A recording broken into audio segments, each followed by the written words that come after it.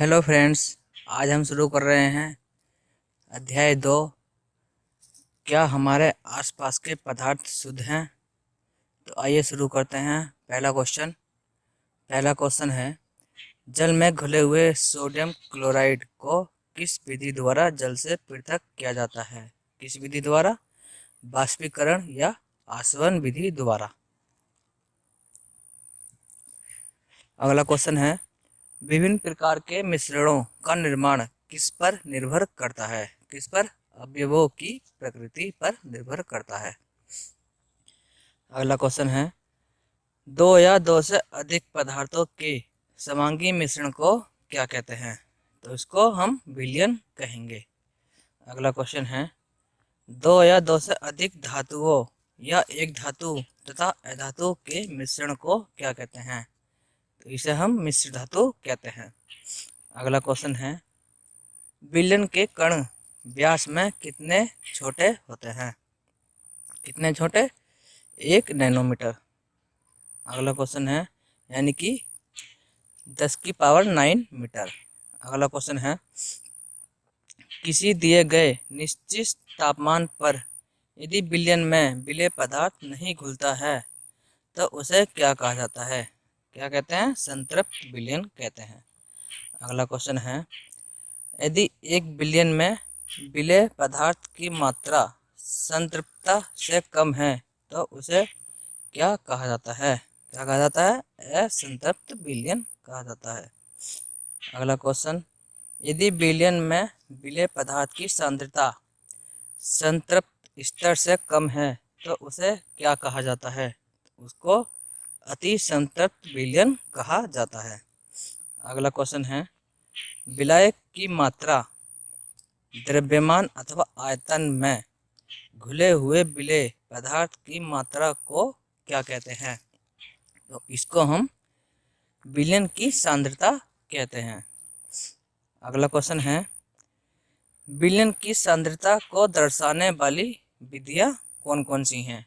तो ये 3 विधियां हैं। पहली विधियां है, यानी कि सूत्र है, फॉर्मूला। पहला है विलेय द्रव्यमान अपॉन विलेय के द्रव्यमान प्रतिशत निकालने के लिए क्या फॉर्मूला है? तो यह होता है पदार्थ का द्रव्य अपॉन विलयन का द्रव्य इंटू 100। सेकेंड फॉर्मूला है द्रव्यमान अपॉन विलयन के आयतन प्रतिशत निकालने का फॉर्मूला। तो इसका क्या होगा? विलेय पदार्थ का द्रव्यमान अपॉन विलयन का आयतन इंटू 100। और तीसरा लास्ट फॉर्मूला है विलयन के आयतन अपॉन आयतन प्रतिशत निकालने का फॉर्मूला क्या होता है? तो यह है विलेय का आयतन अपॉन विलयन का आयतन इंटू 100। तो ये होते हैं विलयन की सांद्रता को दर्शाने वाली विधियां। अगला क्वेश्चन है, निलंबन एक ऐसा मिश्रण है जो घुलता नहीं है, क्या कहते हैं इसको? विषमांगी मिश्रण कहते हैं। अगला क्वेश्चन है, कोलाइड कणों के द्वारा प्रकाश की किरण को फैलाने को कौन सा प्रभाव कहते हैं? कौन सा होता है ये? टिंडल प्रभाव होता है। अगला क्वेश्चन है, कॉपर सल्फेट का विलयन टिंडल प्रभाव दर्शाता है या नहीं? तो ये नहीं दर्शाता है। कॉपर सल्फेट का विलयन जो है टिंडल प्रभाव नहीं दर्शाता है।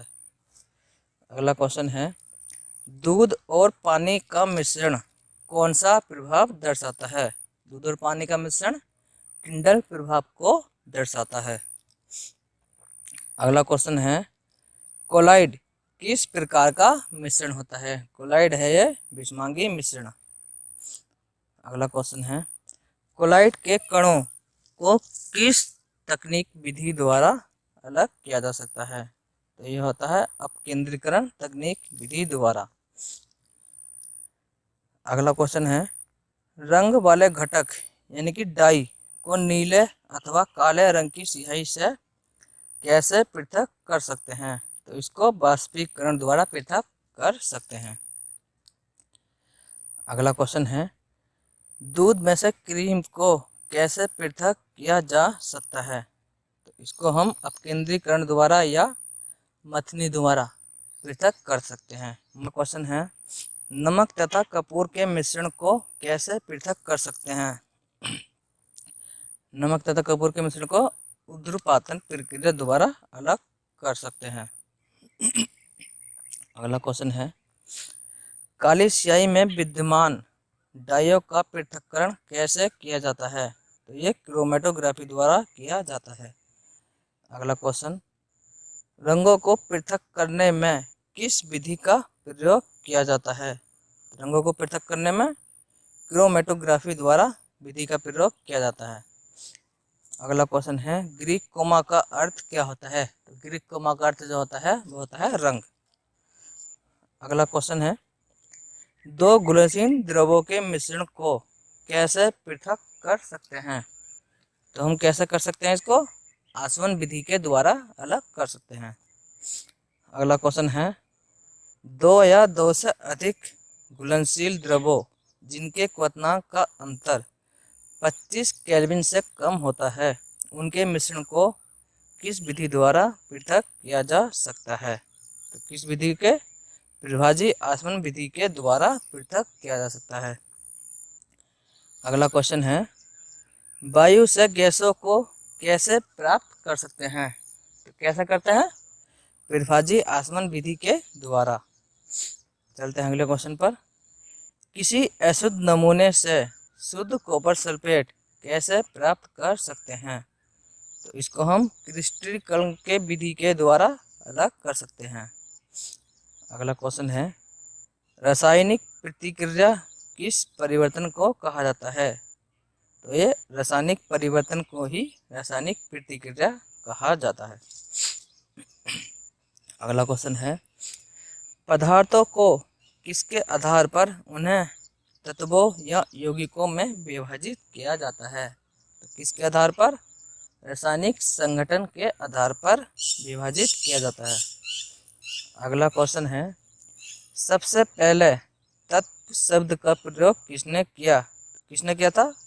रॉबर्ट बॉयल ने। कब किया था ये? सन 1661 ईस्वी में किया था। अगला क्वेश्चन है, सर्वप्रथम तत्व की परिभाषा को प्रयोग द्वारा किसने प्रतिपादित किया? तो किसने किया था? एंटोनी लॉरेंट लुवाइजिए ने, जो फ्रांस के रहने वाले थे।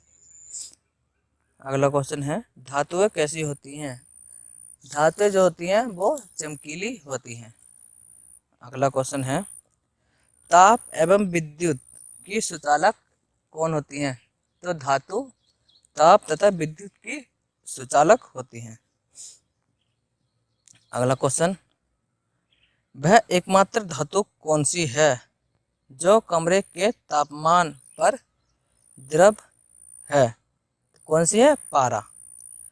अगला क्वेश्चन है, जो तत्व धातु एवं अधातु के मध्य के गुणों को दर्शाते हों तो उन्हें क्या कहा जाता है? क्या कहा जाता है? उपधातु। अगला क्वेश्चन है, बोरॉन, सिलिकॉन, जर्मेनियम किसके उदाहरण हैं? ये सब उपधातु के उदाहरण हैं। अगला क्वेश्चन, अभी तक कितने तत्वों की संख्या ज्ञात है? कितनों की? 100 से अधिक तत्वों की। चलते हैं अगले क्वेश्चन पर, प्राकृतिक तत्व कितने होते हैं? कितने होते हैं? ये होते हैं 92। 92 जो होते हैं वो प्राकृतिक तत्व होते हैं। अगला क्वेश्चन है, कितने तत्व कमरे के तापमान पर गैसें हैं? तो ऐसे 11 तत्व होते हैं जो कमरे के तापमान पर गैसें होती हैं। अगला क्वेश्चन है, कौन से दो तत्व कमरे के तापमान पर द्रव होते हैं? कौन से हैं? पारा तथा ब्रोमीन। तो दोस्तों, ये था हमारा आज की क्लास, अध्याय 2, क्या हमारे आसपास के पदार्थ शुद्ध हैं? तो अगली क्लास में हम फिर आएंगे अध्याय 2 के साथ, चैप्टर 2 में। अगर आपको हमारी वीडियो पसंद आई तो हमारे चैनल को सब्सक्राइब, शेयर और लाइक ज़रूर करें। धन्यवाद।